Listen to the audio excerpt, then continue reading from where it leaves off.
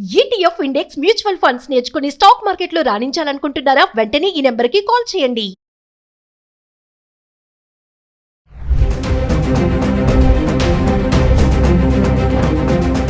నమస్కారం, నేను మీ అడ్వకేట్ సంగీత. ఈ రోజు నేను తమిళనాడులో జరిగిన ఒక సెన్సేషనల్ టాపిక్ గురించి మాట్లాడాలనుకుంటున్నాను. అదేంటంటే, కూతుర్ల మీద ఒక తండ్రికి చాలా కోపం వచ్చి తన పేరు మీద ఉన్న 4 కోట్ల ఆస్తి పత్రాలను తీసుకొచ్చి తమిళనాడులోని ఒక అమ్మవారి ఆలయం ఉండిలో వేయడం జరిగింది. అది వేసిన తర్వాత కూతుర్లు వచ్చి ఈ ఆస్తి పత్రాలు మావి, మాకు ఉండిలో నుంచి తీసి ఇవ్వండి అని చెప్పేసి అడిగారు. కానీ అక్కడున్న ఆలయ అధికారులు మాత్రం దీన్ని ఉండిలో వేసినవన్నీ కూడా దేవుడికే చెల్లుతాయి, కాబట్టి మేము ఇప్పుడు ఆ పత్రాలను మీకు తిరిగి వెనక్కి ఇవ్వలేని పరిస్థితి.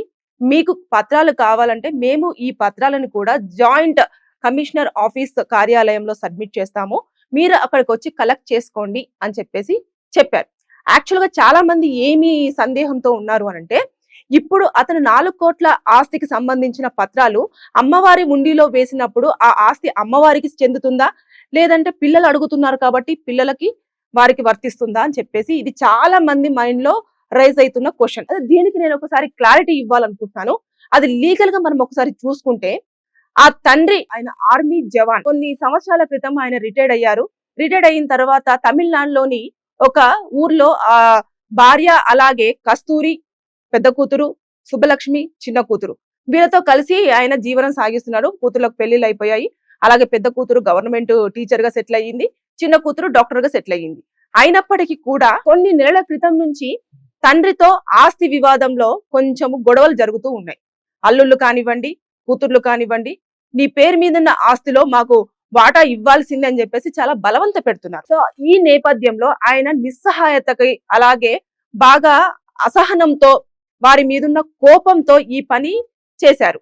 ఆలయంలోని ఉండిలో పత్రాలను వేశారు. వాళ్ళు ఎందుకు అలా వేశావు అని చెప్పేసి చెప్పడమే కాకుండా, వారి తండ్రికి మతి స్థిమితం లేదు, ఆయన కోపంలో ఆ పత్రాలను అలా తీసుకొచ్చి వేశారు, కాబట్టి ఈ పత్రాలు దేవుడికి చెందవు, మాకే చెందుతాయి అని చెప్పేసి వాళ్ళు ఆరోపణ చేస్తున్నారు. ఈ ఆరోపణను మనము కోర్టులోకి వెళ్తే ఎలా ఉంటుంది, అసలు కోర్టు ఏ ఏ అంశాలను పరిగణలోకి తీసుకుంటుంది, అసలు ఒకవేళ నిజంగానే ఆ ఆస్తి అతని పేరు మీద ఉంటే ఎలా ఉంటుంది అనేది నేను ఒక్కసారి మీకు పాయింట్ టు పాయింట్ ఎక్స్ప్లెయిన్ చేస్తాను. ఫస్ట్ ఆఫ్ ఆల్, ఆ ఆస్తి పత్రాలు ఎవరి పేరు మీద ఉన్నాయి, ఆ ఆస్తి అతనికి ఏ విధంగా వచ్చింది అంటే తాత ముత్తాతల కాలం నుంచి వచ్చిందా, లేదంటే తనే స్వతహాగా కష్టపడి రూపాయి పోగు చేసుకొని ఆ ఆస్తిని కొనుగోలు చేశాడా, లేదంటే ఎవరైనా ఆయనకు గిఫ్ట్ ఇచ్చారా అనేది మొత్తం పునఃపరిశీలన చేస్తారు. రెండోది, ఒకవేళ అతని ఆస్తి నిర్ధారణ అయ్యిందే అనుకో, స్వతహాగా అతనే సంపాదించుకున్న ఆస్తి నిర్ధారణ అవుతే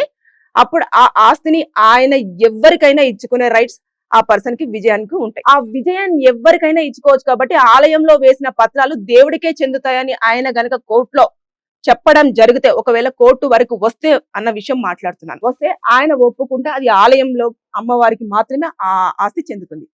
ఒకవేళ అలా కాకుండా అతనికి 4 ఫాదర్స్ నుంచి, తాత ముత్తాతల కాలం నుంచి ఆ ఆస్తి అనేది కంటిన్యూగా రావడం జరిగితే, కుటుంబ సభ్యుల మొత్తం అంగీకారంతో దాన్ని ఎవరికైనా ఇవ్వాలన్నా, ఎవరికైనా అమ్మకానికి పెట్టాలన్నా, ఎవరికైనా దానం చేయాలన్నా కూడా ఇంట్లో ఉన్న కుటుంబ సభ్యులు, వారి సిబ్లింగ్స్, అలాగే వారి పిల్లలు అందరికి ఒప్పందం మేరకు ఏదైతే ఉంటుందో ఆస్తి దాన్ని వాళ్లకు ఇవ్వడం జరుగుతుంది.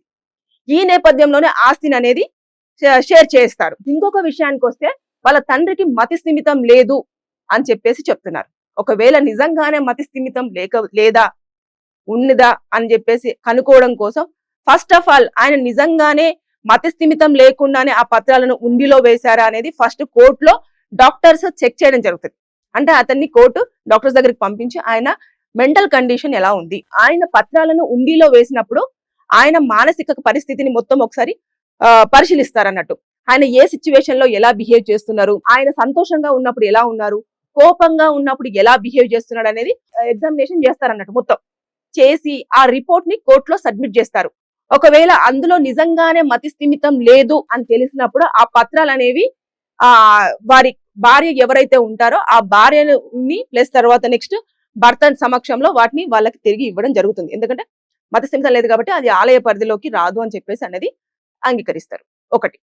ఇంకొకరి చూసుకుంటే ఒకవేళ అతనికి మతి స్థిమితం అంతా బాగా ఉంది, ఆయన మానసిక పరిస్థితి కండిషన్ అంతా కూడా పర్ఫెక్ట్, అతను ఏ సందర్భంలో ఎలా బిహేవ్ చేయాలో, ఎమోషన్ అయినప్పుడు హ్యాపీ మూమెంట్ లో హ్యాపీగా ఉంటున్నాడు, సాడ్ మూమెంట్ లో సాడ్ గా ఉంటున్నాడు, ఇవన్నీ కూడా పాజిటివ్ గా రిపోర్ట్ వచ్చింది అనుకోండి, అతన్ని మళ్ళీ కోర్టులో అడుగుతారు, నిజంగానే నువ్వు ఇచ్చావా అంటే నేను ఇచ్చాను అంటే అది కూడా అమ్మవారికి చెందుతుంది. ఈ నేపథ్యంలో ఇప్పుడు పిల్లలు వచ్చేసి నాకే ఆస్తి కావాలి, మాకు కంపల్సరీ అందులో వాటా ఉంది అని అంటే ఇది ఎట్టి పరిస్థితుల్లో కూడా ఎలాంటి చెక్ చేయకుండా పిల్లలకే ఆస్తి వస్తుందని పత్రాలను ఇప్పుడు రివర్స్ లో ఇవ్వడానికి లేదు. ఎందుకంటే అది వాళ్ళ ఇంటి పరిధి నుంచి వెళ్ళి ఆల్రెడీ అధికారుల చేతిలోకి వెళ్ళిపోయింది.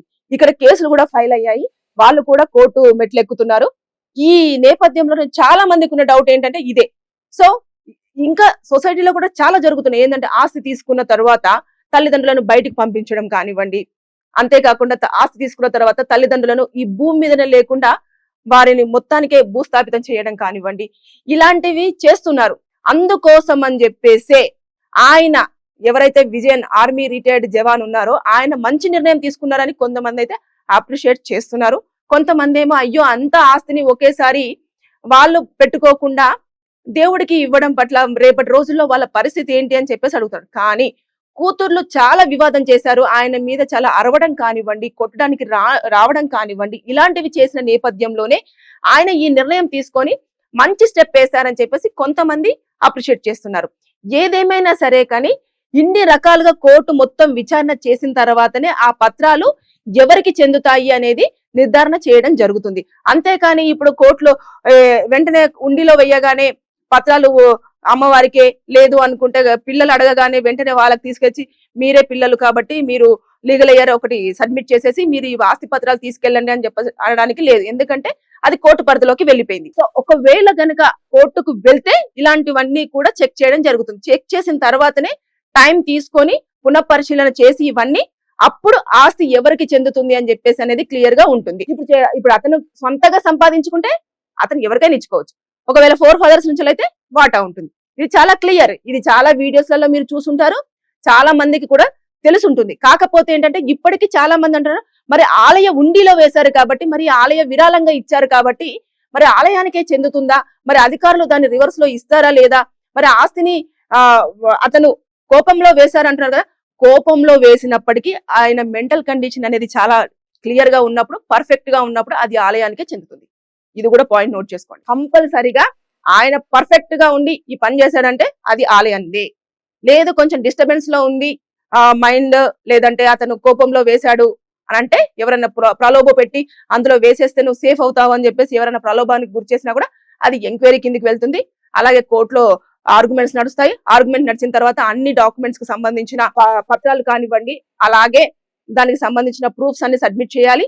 అది ఎవరి పేరు మీద ఉంది, ఎప్పటి నుంచి ఉంది, ఎక్కడి నుంచి వచ్చింది, ఎప్పుడు కొన్నారు, ఎవరి దగ్గర కొనుగోలు చేశారు, ఇవన్నీ కూడా ఎంక్వైరీ చేయడం అనేది కోర్టు చేస్తుంది. చేసిన తర్వాతనే అప్పుడు దీని మీద ఒక డిక్లేర్ గా ఒక జడ్జిమెంట్ అనేది ఇవ్వడం జరుగుతుంది. Thank you.